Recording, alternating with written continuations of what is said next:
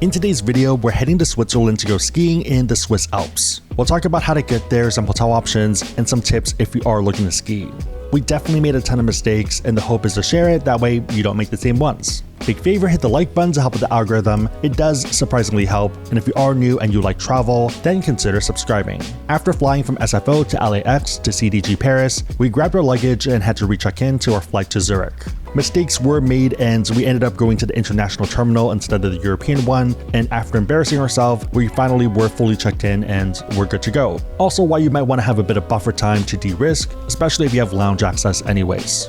Delta is part of SkyTeam, and Delta Diamond status means that you have SkyTeam Elite Plus. Since we were flying Air France, which is part of SkyTeam, from Paris to Zurich, we were able to get into the Air France business class lounge. This is definitely one of the nicer ones out there, lots of seats and giant windows. Also a second floor with the same great views. In the back, there also is a spa area and some napping and resting sofas if you want to get away from the hustle and bustle. Tons of food options as well if you are looking for a snack, and for me, coffee is always the focus. But yeah, happy to allocate more time to de-risk missing a flight if it means sitting somewhere like this and enjoying some coffee and snacks. The flight was pretty short and we pretty much both passed out.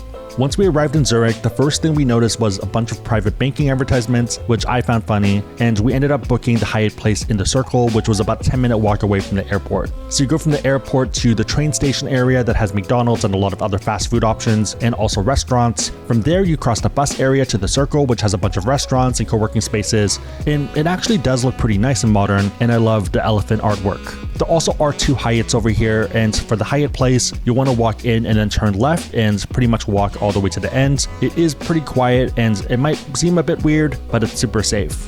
Heading into the hotel, the lobby is pretty nice. There's a restaurant here towards the right hand side and also a 24/7 bar run by the Hyatt team.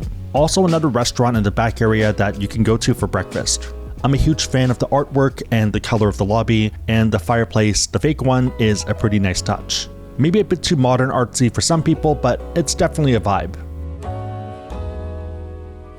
Good morning, it is currently 6:12 a.m. We have a 6:45 train. Train's pretty close though, so not too bad. We're currently at the Hyatt Place breakfast, and it's pretty nice. Probably the nicest spread I've seen for a more economic hotel. There's juices, coffees, a lot of hot items that actually look really good instead of looking terrible, and pastries. So I'm gonna dive into this and then need to get out of here in 30 minutes. We're mostly packed, or I'm mostly packed. Mandy, are you packed? Hurry up and eat. Mandy's not packed. So yeah, I'll probably get out of here in the next 10 minutes or so. See you in a bit. Also, this is my spread. Got some eggs, potatoes, mustard, bacon, chicken sausage, mushrooms, and had a few more pastries, but those have now been eaten. And a coffee. And Mandy just said chicken sausage is pretty good. That's really surprising. So a lot of other hotels, for their free breakfasts, they kind of use crappy ingredients and it doesn't taste good. And actually tastes good here. Even potatoes are pretty good. They don't taste unhealthy, is a weird thing. I think what it is that it's not overly seasoned. So the mushrooms, if you're used to something very salty, then you could be like, well, there's not enough taste to it. But I actually kind of like it with less because I can always add more salt myself. Eggs are pretty good. They're not the powder, which is nice because a lot of other cheaper hotels use powder eggs.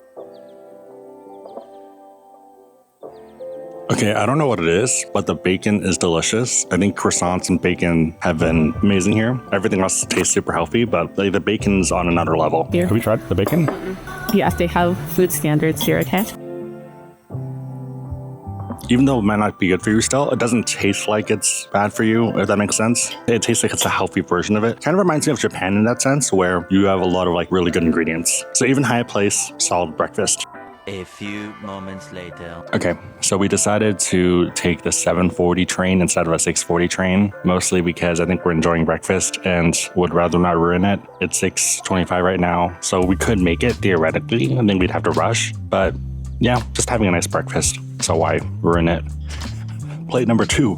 So we have some fruit cocktail, croissant, big pile of bacon in the middle, potatoes, tomato. I normally don't eat bacon when I'm back at home, mostly because I guess I try not to eat that much unhealthy food, but I eat whatever when I travel. So yeah, I'm excited for these next 6 pieces of bacon. I think he needs energy for the slopes.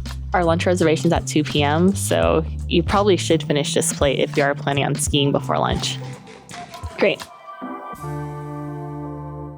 Alrighty, finished breakfast. It's now 7:20 and we're gonna catch the 7:45 train. So I guess we extended breakfast by like an hour, or I did. Let's get out of here. After checking out, we hiked back to the train station where you can buy tickets via the machine, and it is pretty straightforward. Since we were going to Andermatt, it was going to be 3 trains. The first one was a local one from the airport to the main big train station in Zurich. Number 2 is the main one that goes to the Andermatt area, and the third one was a shorter one up the mountain. You have the option of normal tickets and first class. We did end up paying the premium for first class just to review it, but as you'll probably see, you don't really need it, and I would say that you might as well save your money for food. So starting off, the local train is pretty straightforward. Find a seat wherever. Probably not too busy unless you're going during rush hour. For the main train from Zurich to Gutsch, you want to find a seat by the window and find one fast. To be fair though, if you are getting on in Zurich, finding a seat should be a lot easier than some of the later stations. If you do want to de-risk, you can go a bit earlier to guarantee that seat. Both the left and right side have awesome views, but we ended up doing the left side of the train for this trip. But yeah, sit by the window and you can happily think or daydream for the next hour or two. Call me crazy, but this has to be one of the most efficient and beautiful train rides in the world. The conductor let us know that we had first class tickets and we were actually sitting in the wrong zone, so midway through we ended up trekking to the first class carts. And to be fair, first class is a bit nicer, better seats, less people, but at the same time, it is a price premium, and I would say that the price isn't really that justified unless it was super busy. One super interesting thing is that people do day trips to Andermatt in all their ski stuff. So when you're changing trains, you're going to notice that maybe 90% of people have their skis and all their ski gear on because they're going for the day. Maybe it's because we're coming from the US where you typically have to drive to ski resorts or fly there, but having a train that gets you up the mountain is pretty amazing. The last train is a local one, and this is apparently where Disney got inspired for the Matterhorn ride. It definitely is beautiful, and I love the wooden tunnels, waterfalls, and amazing views. After getting there and seeing the locals rush up the cable cars for skiing, we found our way to our hotel. Hotel Bergdo, also known as Writer's Haven, has a super interesting history. Apparently, it's where the James Bond film crew ended up staying for the movie. The lobby of the hotel is also the bar and restaurant, and it does get pretty busy after skiing. The back area has some sofas and stairs to go up to the rooms. Since our room wasn't ready, we ended up changing into our ski stuff and just left our stuff in the corner. After that, we ended up heading to the rental place. I brought my boots, but I didn't really want to bring my skis, given the multi-pronged nature of this trip. Rentals were surprisingly straightforward and also cheap. You fill in information on the iPad, and it ended up being about $100 for 3 days. A big mistake on my end is not playing with the conditions. Andermatt is known for its off-piste skiing. Despite that though, it didn't really snow that much before we came, so it was really packy and not the most fun to ski on. For some parts of it, since it was a lot warmer, it was also a bit slushy. All that to say is that I asked for off-piste skis when I probably should have stuck with more nimble carving ones and would have had a lot more fun. Even then, it's hard to hate it given the beautiful background for the trip and all the mountains you have for all the runs. This side of Andermatt is definitely a lot more simple and more green-centric, so it might not be the most fun if you are a more advanced skier. After doing a ton of runs, I ended up meeting Mandy for lunch. For lunch, we had reservations at the Japanese at Gutsch. This is a 1 Michelin-starred restaurant by the Chedi. It is on the top of the mountain, and since we were already up there, it was super convenient. The venue itself is beautiful and probably one of the best located restaurants in the world. We ended up ordering the bento box lunch set, which was 150 francs per person. It included an assortment of sushi, miso codfish, beef, and also miso soup. If you're from Europe and you really want sushi, then great. If you're someone that's been in Japan earlier in the year, or you're visiting from New York, LA, or SF, or anywhere with great access to Japanese food, then I probably would say it's a skip. The quality isn't bad, but for the price, it's not really worth it. And to be fair, I appreciate the artistry, but I wasn't really blown away like I have been for other Michelin star restaurants. It's what I'd expect in New York for maybe $30 or $40. Also ended up overhearing some conversations later on, and other people had the same experience. If you do want to splurge, I'd rather go to Gutsch, which is also on the top of the mountain, right next door, technically the same building. We'll get into that one later in the video though. After our meal, I ended up skiing down with Mandy recording me from the lift. Definitely a fun experience and a vibe looking back at it. Again, not the freshest snow and a bit clumpy and honestly tough because I wasn't used to the skis, but snow is snow and you can't really complain. After the big hill, you have the option of either hopping on a lift or taking the long windy road all the way down. The latter is a must at least once or twice given the views, and it's also pretty fun. I'd recommend trying to keep your speed though because there are a lot of slow sections and you don't want to be stuck there. My favorite part of it is the backdrop, it's the beautiful mountains, and also the town. I think that's the one thing you don't really get of skiing in North America or Japan, is that it's not just a hobby, but it's part of their culture, and it's amazing to experience it. This is what $300 gets you in the Swiss Alps. We're currently in a boutique hotel and it's pretty cozy, but it works for the main purpose, which is skiing. One cool fact that we found out once we got here was that the production staff for James Bond Goldfinger actually stayed here. That included the actors like Sean Connery. Bond. James Bond. Coming over here, you can see that it is pretty small. There's only 23 rooms and we are in room 26. I think the main reason for that is because they do not start at 1. Bathroom over here, toilet, shower, sink. Pretty straightforward for the most part. And I think if you are here to ski, then it works. Some lockers over here for your clothes. That's a closet. There's a closet over here. Closet over here for your clothes. There also is a ski locker downstairs for your skis and snowboards and other wet equipment that you don't want to bring up. Other than that, pretty straightforward, nice comfy bed, and that's all you can really ask for. We are here towards the end of ski season, so the hills are a bit bare. So just checked into the hotel, did a business call, and now we are at dinner. This is a fondue restaurant that a lot of people recommended, and it's pretty good. Ended up getting a salad share, and then this fondue one. You get a giant plate of bread that's cut into little pieces, and then also boiled potatoes. And you put it into this gigantic bowl of cheese, the fondue, and you eat it. Pretty cute restaurant though, and very picturesque, and definitely worth a stop. Also kind of funny, but beer may or may not be cheaper than soda at some places, so something to be aware of. The best part of nighttime is walking around. Sunset is pretty late, so you can enjoy the ambiance and the sounds of the little town. It kind of reminded me of the small French town in Beauty and the Beast, but I guess a lot of towns in the Alps have a similar vibe. After some much needed sleep, we woke up for day 2. The hotel did come with free breakfast, a pretty simple spread, but it worked. So you have cereal, fruit, cheeses, cold cuts. Croissants were also delicious, and for me, I think croissants, coffee, and fruit are my favorite ways to start the day. Andermatt has a few different areas, but one on the other side of town is going to be Gemsstock. This is for intermediate to advanced skiers with a lot of harder runs. Also a lot of off-piste opportunities if that's your jam. If you are a beginner, I would avoid this side because you're not gonna have any fun. So there are 2 lifts here, one up to the main area where there's restaurants and a bunch of red runs. If you want the black runs though, you want to go up one more, so Mandy did end up coming with me for this just to check it out. Once you're on the top of the hill, there also is an observation deck if you are willing to climb up a bunch of stairs. Great way to get a view of the top of the mountain and do some cool shots if that's your jam. Surprisingly, it wasn't too cold and yeah, pretty nice. After that, I ended up saying goodbye to Mandy and it was time to go skiing. So this side has 45% intermediate runs, 55% difficult, and 0% easy. So basically red and blacks, and if you are coming from North America, blues and blacks. Pretty much everything on the main runs are going to be groomed, and I ended up starting my day with a black run. Lots of fun hills though, and a lot less busy than the normal Andermatt side, which is nice. If you like steep groomers, then Gemsstock is for you. Midway down from the top, there is a pretty interesting lift, and it's a T-bar one. And I've been on these elsewhere, but nothing with this level of incline. I'm actually kind of curious what would happen if you lost your balance, because it is pretty aggressive. So for context, you're going up 372 meters, and you're doing that in about 8 minutes and 30 seconds. There also is off-piste here, but a lot harder packed than I expected, and since I didn't have a ski buddy, I played it safe and mostly avoided it. One big difference between North America and Europe is that off-piste here is substantially more dangerous. For the one run I did, I was following tracks, but even then I felt pretty iffy. If you are solo or you're not looking to roll the dice, probably stick to carving skis. I still had fun, but it felt like I was driving a Cadillac on a racetrack instead of a race car. It's 2:42 p.m. and time for a late lunch. Hills today are a lot nicer because it is snowing and a lot colder, and I was over at Gemsstock and walked back over. First up is tuna. Super fresh, and the seasoning they have is really good. It's more unique than yesterday, it's just different. Next up is pumpkin soup. I'm usually not a fan of pumpkin soup, but this is really good. I also like that there's little pumpkin seeds inside. It acts as a really good contrast. We ended up ordering a pasta as an appetizer to share, so they split into 2. Looks really good. Let's give it a taste.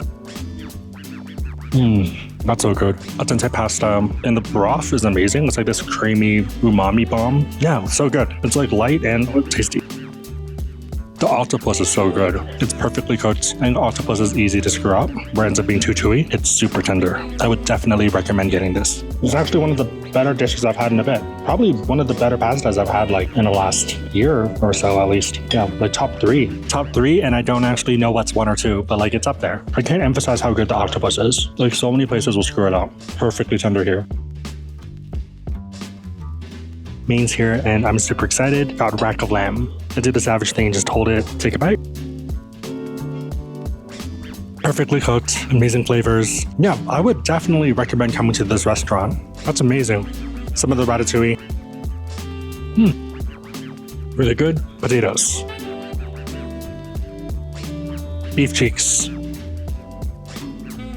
That's crazy. So with beef cheeks, or like a lot of other beef items, you would expect it to be super heavy. It's kind of like light and airy, but you still have the umami. It has like a hint of pear. It feels like it was cooked in like a pear flavor. That's so good. I don't know. I'm kind of just blown away by this restaurant. It's good. I think we might come back tomorrow. Normally we don't repeat restaurants unless it's that good. Would recommend it. Since it was a late lunch, by the time we finished, the mountain was about to close, and I ended up skiing down and met Mandy at the bottom. After grabbing our luggage, we ended up moving to our new hotel, and let's take a look at the room. Welcome to Chedi Andermatt, but first let's take a look at that view.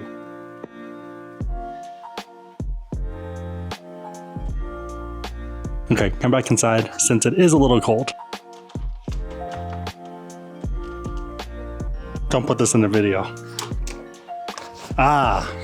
I'm great with doors. Welcome to the Chedi Andermatt. This is one of the best hotels in Switzerland and the best one in the Andermatt area.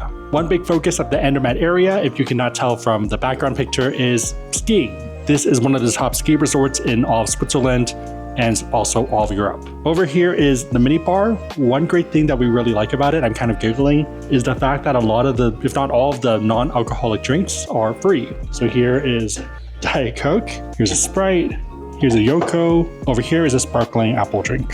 Yes, these have all been emptied.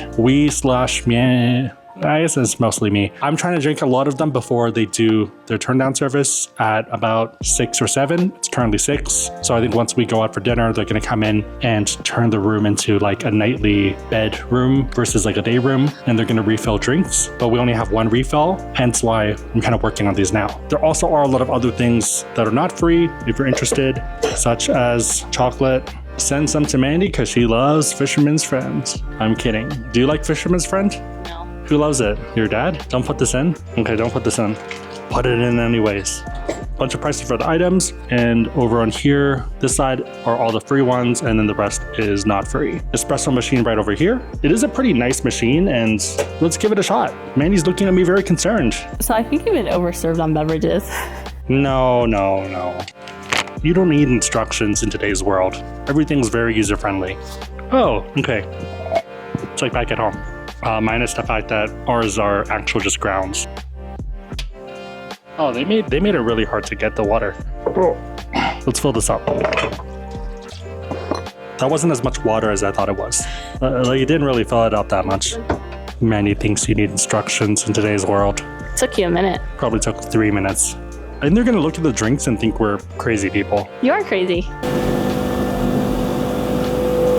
I'll come back for you later. Over here is a bunch of other items that were complimentary because we ended up booking through Virtuoso. So you pretty much have 3 ways to book this. It's either American Express, FHR, Virtuoso, or by paying cash directly. Sadly, there's not really any good points way to do it. I guess you could book through Chase through the Ultimate Rewards portal and get the 1.5 cents per point. But yeah, nothing really overly strategic otherwise. Over here's a note, and I'm gonna have a robot voice over this in a better accent than mine. Over here is some fruit that looks like a happy face. You didn't notice that? Also some very expensive champagne. So most of the time you end up getting pretty like cheap $5 bottles. This is apparently pretty expensive and from one of the best champagne producers in the world. Not really a champagne person, but yeah, Googling it sounds pretty good. I think this is a $20 to $40 bottle, but I'll put a note on the screen. Bigger bottles can go to like 200 or 400 bucks. Also some strawberries. Last but not least is going to be chocolate. Note that there are pillows on the floor if you want to hang out in the middle area, but there's also other seating elsewhere. For example, right over over here. So these sofas are pretty comfortable. Actually, quite a lot of different spots to enjoy yourself here. If you don't like the idea of having these drinks laugh at you for some reason, you can close it up to make it look a little bit nicer for pictures. Over here's a bed and it's super fluffy and comfortable. If you are someone that likes more firm beds, then maybe not the best pick. But yeah, pretty nice. There also is an eye mask as well as other cream, which is super helpful in the current conditions. One thing I don't really deal with normally that I deal with a lot when we go to ski places is like dry skin. I feel like in San Francisco, we just don't have that problem as much. And here, even after a day or two, fingers are dry, face is dry, lips are dry. So that's useful. I don't think I've seen this many pillows in a long time. Everything in the room is adjustable via an iPad. So you can change the lights, you can turn on the fireplace, which is on over there, or call them downstairs. If you need any help, I think there's a like call service button. So the fireplace. There also is a TV above it. I would say it's a 2-arm monitor, maybe 2.5. Not sure how that would be helpful. That's very strange. Yeah, this opens up. I don't know what's going on here. Oh, cool. So if you want to be in the tub and get a good view of the TV, then this is a great pick. I'm going to get in. Pretty nice. Very much a one-person tub. This is the bathroom area, laundry basket over here. Also extremely tall shower. I think this has to be the record for the highest shower that we've ever seen. Let's say this is Kevin Durant, then Wemby's like up here. I think even Wemby would be fine at the shower. 6, Kevin Durant, and then like Wemby. Everything is from Acqua di Parma. Pretty straightforward in here. More stuff, shower caps, pretty standard stuff for the most part. It smells really good though. Over here is a candle and they have some essential oils that you can light up. So just light the candle and put the essentials oil on top of it. And it heats it up and smells pretty good. Closet over here to hang up your stuff and another shoe basket at the bottom. There also is a tote bag to bring around property. And I guess to flex that you're currently at the Chedi. Closet, some slippers, some super comfy bathrobes to the point that I am tempted to take them until I saw the price tag was $200. 260. 260 francs. So that's like 300 pretty much. So yeah, might just Google where they got these because they feel pretty nice, like absurdly nice. I'll put it on the screen if I find it. There also is a pretty nice throw here, half merino wool, half cashmere. Yeah, super comfy. Ironically, 220 francs seems like a good deal for half cashmere and half merino wool. Safe over here. I'm gonna enter my secret code. Do not tell anyone. Otherwise, we're back around to the front. Let's take a look at the map real fast. So we are in room 1312 and we're overlooking the middle area. The rooms are all pretty big and yeah, pretty nice property overall. With that said, let's explore the rest of the property. The Chedi is often considered the best hotel in all of Switzerland, and the amenities and lobby are definitely impressive. If you want to sit around the fireplace and read all day and eat snacks, this is perfect. Also great if you want to hang out by the pool and enjoy the amazing views and comfortable seats. The pool is Olympic-sized and the water is nice and warm. There also is a more heated pool outside with great views of the mountains, and especially cool if you're here when it's snowing or raining. In order to get into the pool, they do have a changing room where they provide you robes and slippers. There also is a spa downstairs with a pretty sizable gym, lots of options, free weights to machines, also tons of cardio options like treadmills or spin. Didn't really see too many people here, so I think you're not going to be fighting anyone for a machine. There also is a jacuzzi and a sauna area, and it's pretty gigantic. It's perfect if you want to relax and you don't want to feel forced to have a conversation with a stranger. It means that you can sit and enjoy by yourself and in your own little corner. If you're not a guest at the Chedi, a day pass for this is about 200 francs per person per day. So if you are here, I would definitely make use of the amenities. Probably one of the best spas and pools I've ever been to. If you ski, there is a valet where you can store your gear. They don't have ski lockers, but instead they have racks with all the equipment. They also do have a rental desk if you need anything, and if you are heading over to Gemsstock, there is a complimentary hotel shuttle that is on demand. So if you're over there and you want to come back, you can call them and they'll pick you up. For whatever reason, Mandy was trying to rent the signed Olympic skis that were on the wall. I think they were confused, and maybe Mandy didn't realize that it was memorabilia. The team is super friendly and helpful here if you're not sure where you want to ski, and they can kind of guide you based off ski level and what you want. During the winter on select nights, there is a winter village that has a handful of cute dining options. This includes the chalet for fondue, the dome for drinks, and the market booth. For us, the snow already melted, but it was still pretty nice. If I had to do something here, I'd probably do the dome for drinks, but it might be a bit loud. There also is plenty of seating in the common area for the hotel, which is nice. If you're into shopping, there are some luxury boutique shops. Reminder that if you do live outside of Switzerland, there is a tax refund of 5%, and you do have to claim it, and Mandy picked out a few items. For dinner that night, we ended up going to the restaurant. Yes, it's actually called the restaurant. It was fine for the most part, maybe a bit overpriced, but it's kind of what you'd expect. I think it is still worth visiting if you are looking for a romantic dinner, but know that you're paying a premium. The vibes and ambiance are pretty nice, and yeah, definitely could see myself enjoying a night here.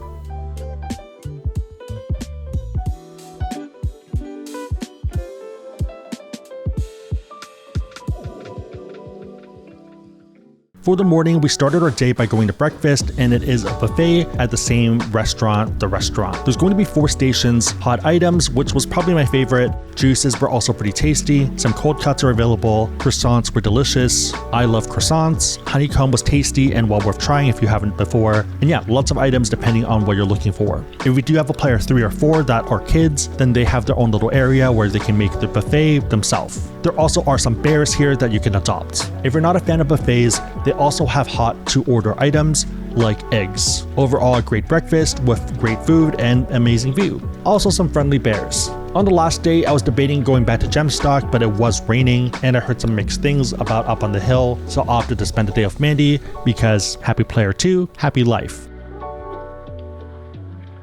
We talked about James Bond a bit earlier, but if you are a Bond fan, then Andermatt might be worth a visit. So Goldfinger was filmed on the Furka Pass Road in 1964, and you can get a pretty good view of this from the Gemsstock gondola. The gas station that was featured in the film is now a hotel, and I think you can stay there. And again, Riders Haven that we talked about is where they stayed, so it might be worth a night.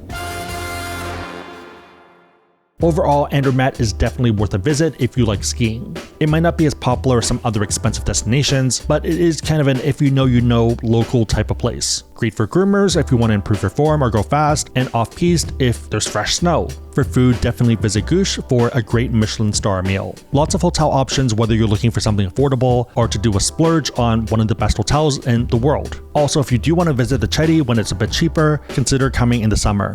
Since we did book through Virtuoso, it did come with a bunch of benefits, one of them being a car ride back to the airport. So for us, that's already 100 to 200 in savings, since we would otherwise have had to pay for a train.